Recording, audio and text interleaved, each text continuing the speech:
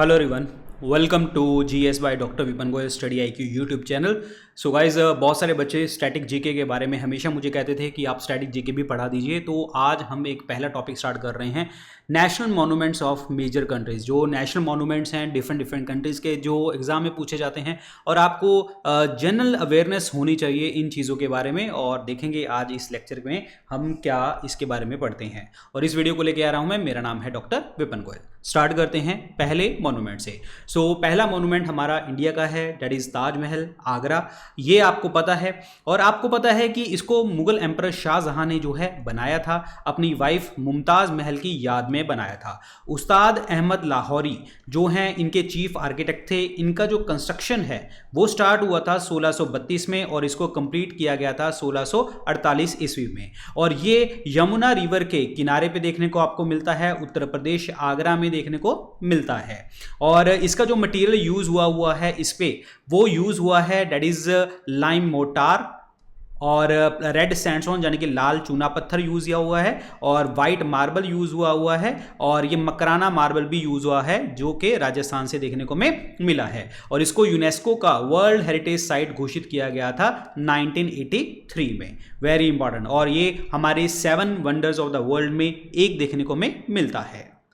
Second बात करते हैं हमारे नेशनल मॉन्यूमेंट्स में ऑस्ट्रेलिया की, that is opera house Sydney में। ये जो है मास्टरपीस है जो आपका 20th सेंचुरी में देखने को में मिला था, और ये भी यूनेस्को वर्ल्ड हेरिटेज साइट में घोषित किया गया है 2007 में। इसका कंस्ट्रक्शन स्टार्ट किया गया था 1959 में और इसको कंप्लीट किया गया था 1973 में। और इसको जो बनाया है, डिज़ाइन किया है, एक डैनिश यानी कि डैनिश आर्किटेक्ट हैं जिनका नाम है दैट इज जॉन ऑर्डजन, ये देखने को मिलता है। और इसके ऊपर ये आप देखेंगे इस तरीके से, ये एक जो सीप होता है, समुद्र से सीप निकलती है, उसकी आकार की इसकी एक छत बनी हुई है, यहां पे देखने को मिलती है ऑस्ट्रेलिया के ओपेरा हाउस सिडनी में। थर्ड देखते हैं Egypt, that is pyramid of Giza.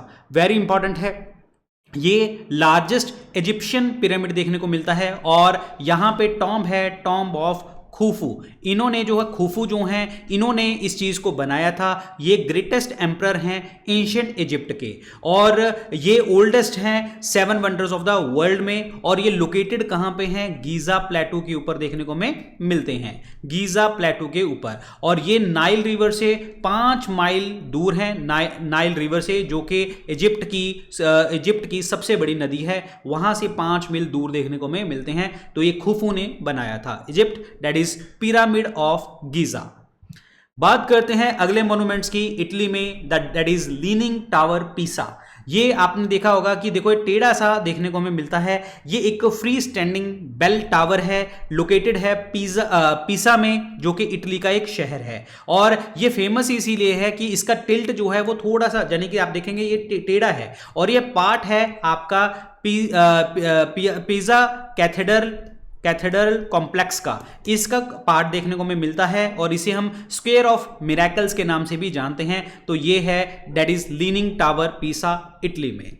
Next monuments की बात करते हैं Russia, that is Kremlin Moscow में। ये जो है बोरोवित्स्की हिल्स में देखने को मिलता है, बोरोवित्स्की हिल, ये रशिया मॉस्को में देखने को मिलता है, इस हिल के पास देखने को मिलता है। और यहाँ पे मोस्कवा रिवर जो कि हार्ट है मॉस्को रिवर का, ये देखने को मिलती है साथ में। और ये माना जाता है कि ये पहले प्राइमरी रेजिडेंस होता था जार का, जार जो हैं, और बाद में इसको जो है ऑफिशियल इवेंट्स के लिए यूज़ किया जाने लगा, प्रेसिडेंशियल सेरेमनीज के लिए और बहुत सारी इनॉग्रेशंस के लिए इसको यूज़ किया जाने लगा। और इसकी यूनिवर्सल वैल्यू है, और इसको यूनेस्को वर्ल्ड हेरिटेज साइट में भी डेजिग्नेट किया गया है, that is Russia Kremlin Moscow. बात करते हैं अगले मॉन्यूमेंट्स की, that is Greece Parthenon Athens में। पार्थेनन एथेंस में ये एक टेंपल है जो कि गॉडेस एथेना को डेडिकेटेड है, और ये एक प्रोमिनेंट सिंबल है जो कि पुरानी ग्रीक सिविलाइजेशन और डेमोक्रेसी को डेजिग्नेट करता है। और इसका कंस्ट्रक्शन जो है 5th सेंचुरी बीसी में बनाया गया था during the Athens golden age, और ये बनाया गया है डोरिक आर्किटेक्चरल स्टाइल में, डोरिक आर्किटेक्चरल स्टाइल में, और इसमें बहुत सारे जो है आयनिक एलिमेंट्स जो हैं इनकॉर्पोरेट किए गए हैं, और ये हमें फोकस करता है हार्मनी, ब्यूटी और बैलेंस के ऊपर। और इसको एक्वायर किया था अंग्रेजों के द्वारा लॉर्ड एल्गिन ने, और ये अब एक डिस्प्यूटेड एरिया है, डिस्प्यूटेड जो है ये डिस्प्यूटेड है, इस पे डिबेट्स भी चलती हैं। ये ग्रीस और यूके के बीच में अभी डिस्प्यूटेड पॉइंट है, ये मोन्यूमेंट डिस्प्यूटेड है, that is Greece Parthenon Athens का। नेक्स्ट बात करते हैं मोन्यूमेंट्स में, that is Japan Imperial Palace Tokyo. ये इंपीरियल पैलेस टोक्यो जापान का जो है प्राइमरी रेजिडेंस है, जो कि एम्परर आपके जापान के एम्परर थे उनका, और ये नेशन की हिस्ट्री, कल्चर और गवर्नेंस को शो करता है। और ये लोकेटेड है कहाँ पे, that is Edo Castle. Edo Castle के जो ग्राउंड्स हैं उसके ऊपर देखने को हमें मिलता है। और ये पैलेस जो है ये डिस्ट्रॉय कर दिया गया था during the second world war, लेकिन इसको बना दिया गया दोबारा से 1968 में बनाया गया था। ये है जापान का imperial Palace Tokyo. Next monuments की बात करते हैं China the great wall northern China में, यानी कि नॉर्थ ऑफ चाइना में देखने को मिलता है। ये एक सीरीज है फोर्टिफिकेशन की, यानी कि दोनों तरफ से जो है ये किला बंदी करी गई है, फोर्टिफिकेशन किया गया है चाइनीज स्टेट्स को बचाने के लिए। जो बाहर से लोग इन्वेड करते थे, रेड्स करते थे, तो यहां पे इनको प्रोटेक्ट किया जाता था। यूनेस्को वर्ल्ड हेरिटेज साइट में भी घोषित किया गया है, और मोस्ट रिकॉग्नाइजेबल सिंबल है चाइना के अंतर्गत। और इसका कंस्ट्रक्शन जो है 7th सेंचुरी बीसी में स्टार्ट किया गया था। बहुत सारे एडिशन किन एंड मिंग डायनेस्टी के टाइम पे यहां पे किए गए। और जो ये ग्रेट वॉल है चाइना की स्ट्रेंथ, यूनिटी और रेजिलियंस को शो करता है, और मेजर टूरिस्ट अट्रैक्शन देखने को मिलता है। और इसको यूनेस्को वर्ल्ड हेरिटेज साइट घोषित किया गया था 1987 में। Very important. नेक्स्ट बात करते हैं मॉन्यूमेंट्स में, फ्रांस का है आईफल टावर पेरिस फ्रांस में देखने को मिलता है। इसको इनिशिएट किया गया था, बनाया गया था 1889 में, जो कि वर्ल्ड का fair and symbol of French engineering देखने को मिलता है। और इसके जो डिजाइनर हैं उनका नाम है गुस्ताफ आईफल। इनके नाम पे ही ये आईफल टावर देखने को मिलता है। लेकिन इसका जो इनिशियल डिजाइन है वो एमिल नूगियर एंड मॉरिस कोचलिन, इन्होंने इनिशियल डिजाइन तैयार किया था, लेकिन इसका फाइनल डिजाइन जो है गुस्ताफ आईफल ने इसको तैयार किया है। इसकी जो हाइट है वो है 324 मीटर, यानी कि 1063 फीट देखने को हमें मिलती है। और ये रॉट आयरन का बना हुआ है, जो गड़ा हुआ लोहा होता है उसका बना होता है, और ये जालीदार है, जाने के बीच में हवा पास कर सकती है। और ये ग्लोबल कल्चरल आइकन है फ्रांस का, और मेजर पॉपुलर टूरिस्ट अट्रैक्शन के लिए देखने को मिलता है। तो ये है फ्रांस का आईफल टावर।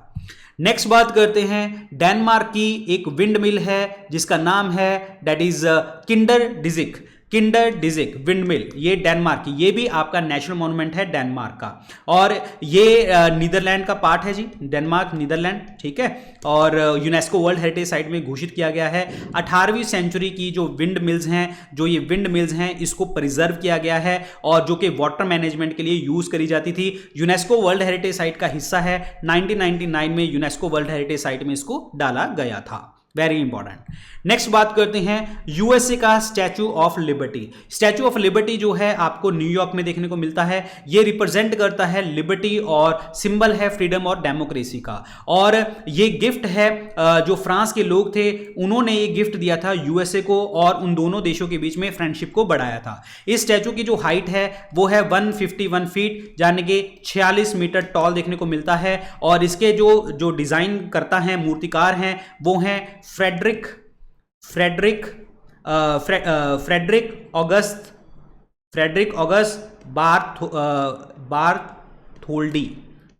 बार्थोल्डी, ये आपके डिजाइनर हैं। और जो गुस्ताफ आईफल हैं उन्होंने इनका इंटरनल स्ट्रक्चर को प्रिपेयर किया था, लेकिन जो बाहरी स्ट्रक्चर है वो फ्रेडरिक ऑगस्ट बार्थोल्डी ने ही किया है। इसका कंस्ट्रक्शन जो बनाया गया था, इस स्टैचू को बनाया गया था फ्रांस के द्वारा, बट बाद में इसको डिसेंबल्ड कर दिया गया था। फिर उसको भेज दिया गया शिप में, यूएस में शिप में भेजा गया, और फिर उसके लिबर्टी आइलैंड के ऊपर दोबारा से असेंबल किया गया। यानी कि पहले फ्रांस में बनाया गया था, फिर डिसेंबल कर दिया गया, यूएस लेके जाया गया, फिर इसको असेंबली द्वारा से इन्होंने करी है और इसको ऑफिशियली डेडिकेट किया गया था 28 अक्टूबर 1886 को। ये स्टैचू में एक हाथ में आपको देखने को मिलती है टॉर्च जो राइट हैंड में है और लेफ्ट हैंड में टैबलेट देखने को हमें मिलता है जो कि अमेरिका की डिक्लेरेशन ऑफ इंडिपेंडेंस शो करता है। वेरी इंपॉर्टेंट पॉइंट, ठीक है। तो these are the different monuments of the different countries जो एग्जाम में पूछी जाती हैं और थोड़ी सी मैंने इसकी एक्सप्लेनेशन दी है, उसको आप समझ के जाना, ठीक है। बाकी अपडेट्स जितने भी मेरी क्लासेस के होते हैं, चाहे स्टैटिक जीके की बात करूं, चाहे जीएस के की, करंट अफेयर्स की, वो आपको मिलेंगे हमारे टेलीग्राम चैनल के ऊपर डॉक्टर विपिन गोयल के नाम से। आप हमेशा यहां पे कनेक्ट रहा करो। इंस्टाग्राम के ऊपर आप मुझे पर्सनली कनेक्ट कर सकते हैं, कोई डाउट हो चीज पूछ सकते हैं आप मुझे यहां पे। So thank you so much guys, all the very best, good luck, take care, bye bye, Jai Hind, thank you so much.